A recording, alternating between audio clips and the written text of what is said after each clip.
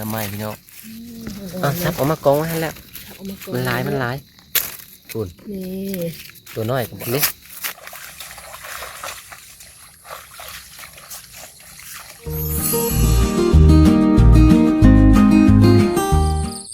โดยสบายดีเด้อพ่อแม่พี่น้องเด้อบ่สุขสุคนเด้อมาพบพ่อกับน้องลาตี้เด้อพี่น้องก็ไม่เก่งเนาะโดยมื้อนี้พี่น้องกูกับเสียมเนาะ สิพาเขาป่าหาหน่อไม้ก่อนพี่น้องเอ้ยบ่ได้หาโดนแล้วเนาะลายมือนั่นแหละพี่น้องเอ้ยเฮาก็ได้ก็เลยว่าสิเข้าป่ามาหาหน่อไม้เบิ่งก่อนยามสวยๆนี่สิได้พอแกงอยู่บ่พี่น้องเอ้ยย่านว่ามีคนมาหาก่อนตอนนี้ก็เป็นเวลา 6 โมงเนาะเพราะว่าตื่นมาเพื่อนุ่งเครื่องนะพี่น้องก็เห็นคนหนึ่งเขาไปหาก่อนมีคนเขาหาแล้วมื้อนี้ก็เป็นมื้อวันเสาร์เนี่ยเนาะเพิ่นพักไว้กับมาหาคนกับสิหลายเนี่ยสวยๆจักหน่อยนี่ไปพี่น้องจังได้กะไปหาไปส้มเนาะไปเบิ่งว่าได้อยู่บ่พี่น้องเอาใหม่เนาะเด้อแต่พี่น้องดอกไม้บรรยากาศเศร้าๆงามแท้งามว่าตอนนี้ก็อยู่ทงหน้าบนป้าบนเฮ็ดหน้าใส่พี่น้องเอ้ยพามาชมบรรยากาศตอนเศร้าๆเนาะแดดพร้อมออกน้องดนตรีกันยางไปถ่าแล้วพุ่นปะขาปลาหน้าไม้พุ่นแหละจักว่าเพิ่นหาแล้วบรรจักวานนี่ก็ได้ถ้าก็บ่ได้เอาหลายเนาะไปครับไปเบิ่ง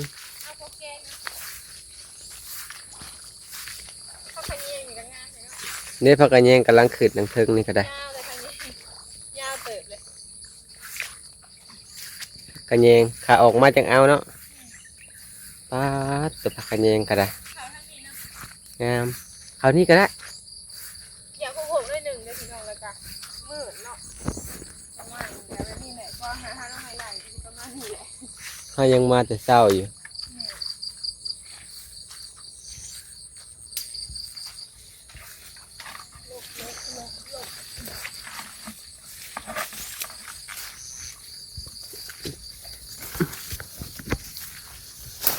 ปะเข้าไปในหมดละ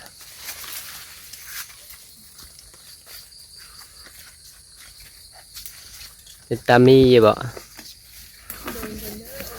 เบิ่งก่อนท่านจะเกิดบ่แถวนี้มีจะขึ้นสูงเลยนะมีแต่มันเลี้ยวบ่เลี้ยวนี่โนอันเลี้ยวกระหักไปเลยนี่พอดีแล้วสำนักกันเลยมันเอิ้นว่าน้ำไม้น้ำหมอกเนาะมีประมาณนี้นะขักได้ยืดกินน้ำหมอกเห็นผู้เฒ่าพาเอิญก็เลยเอิญตามถึงเลยเนาะเด็กนี่ก็เข้าบอกเอาไปเลยเพราะว่ายามันบ่มีเมนเบิ่งนี่ก่อนเด้อเดี๋ยวเห็นอยู่นี่หรอแม่เฒ่าเพิ่นบอกว่าให้หาแต่ว่านี่พี่น้อยอันเพิ่นอยากได้แกงพี่น้อยแมนเลยเข้ามาหาส่วนเฮาน่ะกินอยู่แล้วหาก็กินเพิ่นบ่ทันได้กินกับสร้างแน่เพิ่นก็เลยว่าอยากเลยว่ามาลุยหายามส่วนเตือนแต่ว่ามันสายโพดไม่เท่านั้นเพิ่นยังมาหากอนี่ลายได้เลียวนะมีบ่มีหลายอยู่เขาสิเอาสูงเลยเนาะนี่ดังเทิงเจ้าดิกระเมนน้ำไม้ยามนี่อยากมีสูงเลยเด้อพี่น้องบ่อยากมีแหละตัวต่ำเนาะเห็นบ่เห็นอยู่เอาเลยเนาะเอาเลยตัวนี้ก็ได้กูอยู่เทิงกูก็ใหญ่อยู่เลียวนะเฮาก็สิฮักเอาบ่แล้วก็มาจังซี่ก็ได้เด้อเอาเสียมเจ้าเกาะเลยแหละอยู่เทิงบ่เสียมดึงลงมาแม่นเรียนลายนี่เองอยู่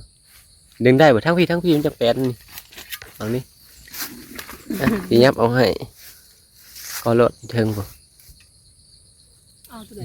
ตัวยาวๆใหญ่ๆรถมันเอายากตัวอื่นก็บ่เอาก็ต่ำเพิ่นแนงคือลงพุ่นแนวโหนากับบริษัทคือเก่ามาแจกผักใส่บ่เคยใส่แล้วอึดอัดเห็นหน่อไม้เดี๋ยวมันก็เศร้านะบ้านใหญ่เติมได้แหนงมันเอาฮักเอาเนาะเดี๋ยวพี่น้องประมาณนี้แหละยามนี้แต่ว่าเวลาเขาไปแกงนี่แซ่บจะแซ่บกว่าน้ำไม้สังไพ่น้ำหอมมาจ้ะสิให้เมทัลหากับบ่ให้เราหาเรา พานนี่ ป่ามามันบ่ เพราะว่าบ่อยากให้เราเข้าป่าแน่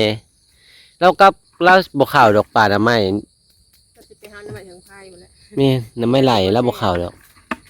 มันหกมันหยังเลยเราก็บ่อยากเข้าก็บ่อยากให้เราเข้ามาแน่เราก็ได้ เข้าเลย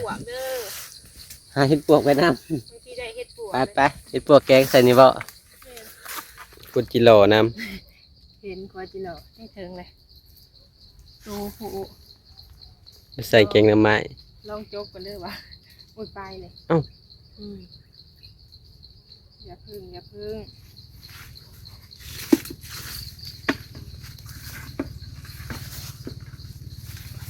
ไม่พึ่งมันนี่บ่ ทองมึงดูน่ะ ไม่สูง เต้นบ่เนาะใบมันนี่น้อยนี่เด้บ่เอาบ่ น้อยช่วย บ่เดียนอ่อน น้อยล้าวแต่ว่ามาเบิ่งใจใหญ่ๆนี่กันเด้อ เด้หันตัวหน้าเจ้าน่ะแนงมันน่ะแนงนี่บ่เอาบ่เบิ่งดูข่อยสิหักเบิ่ง น้อยล้ายปลาไป มึงเด้อถอยมาหักมึงก่อนรุ่นนี้ได้บ่นี่เด้เด้รุ่นนี้ได้บ่นี่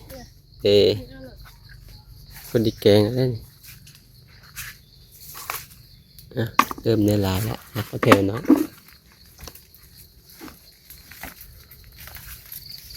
แนงหน่อไม้แนงหน่อไม้ เอาเห็นแมงใหญ่เด้อ มีอยู่บ่ ที่ไหน ไผก็มาหาแนงคือกันละส่วนนี้ก็ได้ นี่ เบิ่งแหละอ้าอยู่เทิงพุ่นน่ะผู้หลายอีหลี นี่ที่สูง อ้าคือหลายแท้อยู่เทิงน่ะ มียาเกิน ทะเลตัวต่ำก็มีเกาะอันนี้หลายหน่อย นี่ มันใหญ่เนาะตัวนี้เนาะตะ สูงเลย ตัวขึ้นปลายมันหลายๆอีหลีทะเลตัวต่ำๆก็มีทางนี้เราต่ำ เอาหน่อย แล้วรถทางนี้มันต่ำนี่เลยได้ละ เอากระหักเอาบ่ มันก็งามอยู่แล้วทางนี้ ทำพอดีคักทำนี่กะแกงมาปลูกเอาอ่อน เสียดายเนาะมีคอเกาะ ก็เนาะ ลายแหนงยิ้มหนักสูง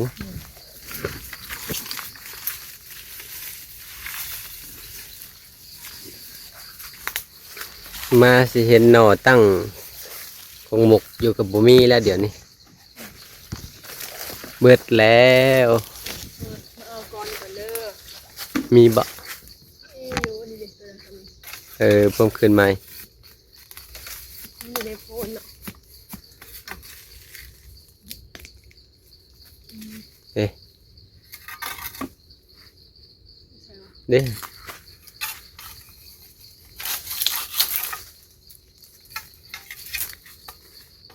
ยางอ้อมเลยไปบ่ได้ ทางนี้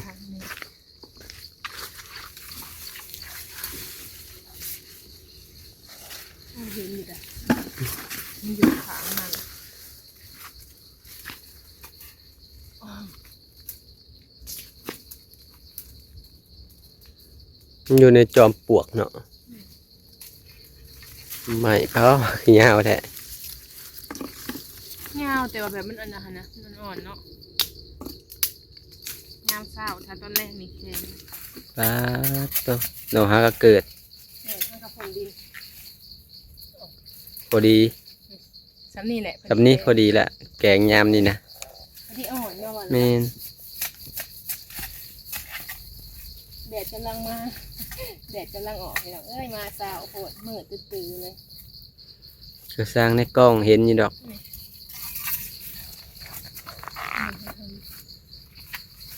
เฮ็ดปวกกระโบเต็มโพนอยู่เนาะซาสิพอนซะเลย สิพอนซะเลยคันเฮ็ดปวกเต็มโพนพอนอ้อมโพนนี่แหล้วมันหายาก งามเลยก็ได้แบบนี้แหละก็แซ่บอยู่แซ่บอยู่แซ่บอยู่ไปเบิ่งเบื้องนั่นก็ได้เอง อยากกลับไปแล้ว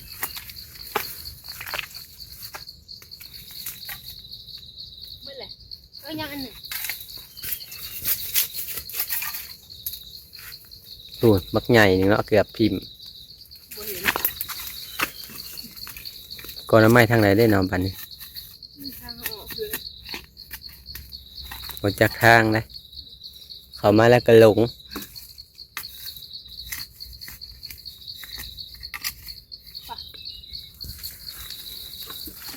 ออกมาน้ำมาจากทางไหนได้เนาะมีคลองน้ำนำ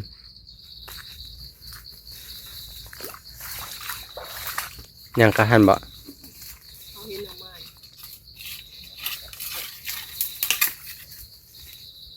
อ๋อ ถ้ามี ยา อะไรแต่ว่าคนเอาเนี่ย โอ้ยกระปันกันกิน ใช่ว่า สิเบิดยามละปันกันกิน แถวหาแต่มือก่อนพุ่นแหละ เฮาก็บ่ได้เข้ามาหาโดดละเบิ่งลูกโกนี่มาแต่เก่าคือบ่เห็นจักเทื่อน้ำเจ้านะ มีคนหาเลย มีวะ เอาพา เฮามาคือบ่ทันได้จักหน่อเลย ตั้งแต่มาหา ก่อนจนตามมือ จื้อได้ก่อนนี่บ่เคยได้จักเทื่อเพราะว่ามาบ่ทันเพิ่นมีทางไปบ่ทางนั้นน่ะ มีอยู่ มีแล้วก็ไปนำได้สั่น มีคนเอามาเลย ฮารอดออกมามื้อหน้าก็ได้นี่แล้วฮารอดออกมาแล้วก็มื้อเลย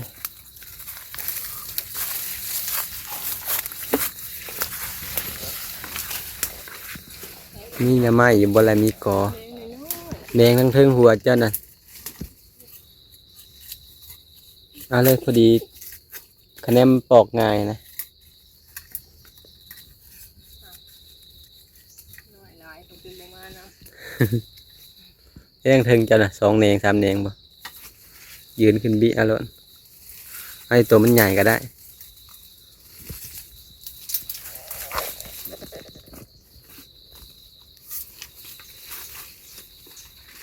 เริ่มมีแสงแดดส่องสอดแล้วไปย่างก่อน ได้เนาะ ทางนั้นก็ได้ปะมื้อนะห้ามบุญหมุนปลาออกมาได้นี่แหละมื้อนั้นน่ะก็มาซอดสะกอนี่แล้วนี่พากันหลงทางในมื้อนะ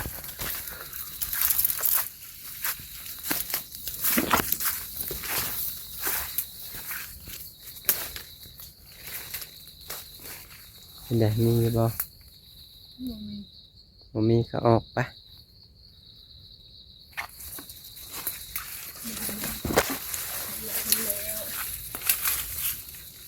โอ้ใหญ่เติบเนาะ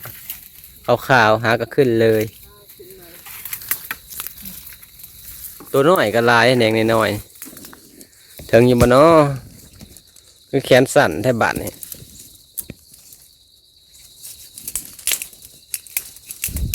ได้แล้วมักยาวหนึ่งแบบเดียวก็ตัวบนเพิ่นไปหาให้เฮาเลยเพิ่นปอกขายนะกันเอาไม้สำนี่แหละเนาะอ้าวออกมายังสิออกมาทางเก่าบ่ทางเบิ่งถ่ายอยู่นี่ได้ต้นน้ำไม้มีอยู่บ่เลย บ่มี น้ำไม้พี่น้องจับออกมากองไว้ให้แล้ว เอามาก่อน มันหลายคุณ นี่ ตัวน้อยก็บ่เอาแล้วมันน้อยโพด เอาโลดต้องทับ บ่เอาหักเลยตัวยาวๆก็สิเอาก็ได้ไป ตอกเอา ห่างหน้ากระลายได้ นี่พี่น้อง เบิ่งขอสิความไปฟังนั้นเด้อ โอเค โอเคบ่สั่นพี่น้องเก่งขึ้นนับมือ โอเค ภาษานี่เดี๋ยวน้องจักดี เด้พี่ก็มีแต่ทางนี่ย้ำมาอีกก็มีนี่ อ๋อใหญ่เติบเนาะ เรียนย้ำมาอีกนี่ พี่น้องตัวนี้ก็ป๊อดที่ ยังเอาใหญ่ๆบาด ใหญ่ นี่ ใหญ่ๆเลย โอ้ยับเขาอีกให้ใหญ่ยังเทิงพุ่น เทิงใหญ่ๆ แม่2 หน่อจุกันได้นี่แหนงก็มีตัวใส่เสียมหักเลย มันขึ้นขังเนาะ แม่เด็กยาวอีหลีพอแกงเลย แม่นที่ตัวแดงนี่ก็มีอีก แม่ว่าคักได้หลายได้ก่อนนี่นะ แม่น ตกอยู่จากหอดสาวแหนงมันมาจากเดี๋ยวโอ้ยสิหักซอยซอยกันพี่น้องหลายเลยหักซอยกันก่อนนี่ แป๊บเดียว ถ้าได้เบิดได้ขาในยังอยู่ ข้างนี้ยังอยู่เนาะ แม่น มาเบิ่งข้างนี้น้ำจ้ะ โอ้ยพี่ก็นอนบักใหญ่จังได้แม่นบ่วะ แม่น มันสิเอาได้ไปเบิ่งน้ำเจ้าก่อนทางน้ำเจ้าก่อนเดี๋ยวหาเบิ่งเบิดได้ยังหลายอยู่ได้ผ่านนะครับเห็นหลายอยู่เลยตัวมะขางนี่เอาละ 2 หน่อ สิหักปลาไว้เนาะเดี๋ยวเราจะไปเอา อันนี้ตัวเทิงกันเลยอันยาวๆเลย เธอบ่ แม่นเห็นบ่เห็นบ่ เอามาเอามา หักแต่บ่มาจกเอาลายลิโกนี่แม่นป๊าดตะโกบางๆใส่มาคักใส่บานนี่ มันบ่ เห็นหมอกแดงเลย มันบ่เห็นจ้ะ ซับอ้อมเลยบานนี่เดี๋ยวตัวนี้ก็ได้ จะเห็น ซอยกันก็ได้น้อยอย่างได้บ่เห็นได้นี่ ตัวพี่น้องได้หลายเติบ หมอกแกงหนึ่ง ได้สอบแล้วเนาะมัน ลายอีหลี มันสิ อ่ะ ได้ ชอบจักเอาเบิดแล้วหรือยัง มันได้หลายเติบแล้วพี่น้องบ่นี่แต่แหนงล้วน ป้าสำนีกับพ่อแกงแล้ว ๆน้องใหม่นอนเนาะ ป๊าดไปหาจนเมื่อยมาพ่อกอเดียว เลาะหา พ่อแกงแล้วก็งอเดียวนี่ แม่นซ้ำนี่แหละพอดีแซ่บเนาะแกงอันนั้นหลายกับบ่ครับนี่ เสียมได้สะ ห้าสิหัก ทางเอา กินมาสองอยู่ สอมเอาสะ อ๋อที่ตัวพอเดียวเลย หายอีหลี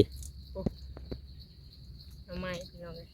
ซ้ำนี่แหละพอดีแซ่บปันไดแกงเลยเนาะอันนี้กะ แม่น แกงหลาย โอ้ย เลย กอเดียวนี่ก็พอเลยนี่เฮาฮักเอากี่นี่นี่ บ่เห็นเนาะตอนเขาไปผัดเขาบ่ได้มาทางนี้เลย โอ้ยพอดีเต็มถังเลยกอเดียวบัดนี้ ไม่ไหลน้ำหมอกน้ำไม่น้ำหมอกเนาะหลังจากที่ว่าฝน ฝนเศร้าแล้วโอ้ยฝนกัสิเศร้ากับบ่แม่นมื้ออยากมาก็มา อายุได้นะ เมื่อคืนนี่ก็มา แห้งๆเนาะ นี่ ไหลมาบาทเดียว โยกมาบาดเดียวฝนก็ได้ หลายเติบ เอาหมดละ ติดตัวพี่น้อง ป้า น้ำไม่ลาย เต็มถังเลยบาทนี่ป้าสิได้เบิ่งดู มื ฮะ อนี่คักคัก ป้าสมาคักแท้ น้ำไม่ลายมือนี้ก็ได้เนาะ แม่น มาเลาะแถวแคมป์เตาถ่านนี่แหละพี่น้องได้พอแกงพากันเลาะมาแต่เช้าๆเนาะมาหาน้ำไม่ลายป้าหาสิยางออกบ่บัดนี้ แม่นไปเอาผักขะแยงปะ อืม ป้าย่างก้อนบาทนี่บาทนี้ก็ออกมาแล้วพี่น้องมาหาผักขะแยงป้าตัวผักขะแยงนี่เนาะตัวหอมขนาดเลยมาทางนี้ก็เก็บอยู่นี่คือบ่เอาทางเทิงพี่จะงามถ้ามันกายเมื่อกี้นี่เลยบ่เปื้อนอีก เอาตัวนี้ก็ได้ กายบนน้ำล่างนี่ ล่างเลย ล่างบวกควายพี่น้องเอ้ย แม่นเมื่อแล้วก็ล่างอีก เอาธรรมศาสตร์เด้ต้องล่างบวกควาย เอาไปใส่ใจดอกไม้หอมๆพี่น้องเอ้ย คุณหาเอาตัวมันวิดน้ำนี่อันนี้ตัวนี้ยังงามๆอยู่นี่ แม่นล่างพอลายเลยค่ะขะแยงแบบจนโมโหตัวสิเอา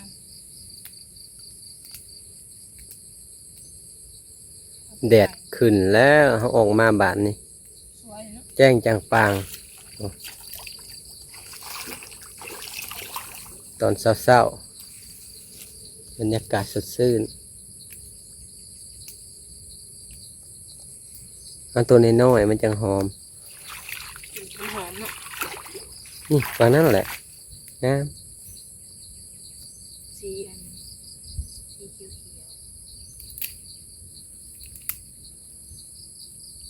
มาเฟดิบก็มีเนาะเอาไปใส่ นี่อยู่เพื่อนตัวเพราะว่าเขายังชิมเมื่อเพื่อนอยู่เปลี่ยนเครื่องซะก่อน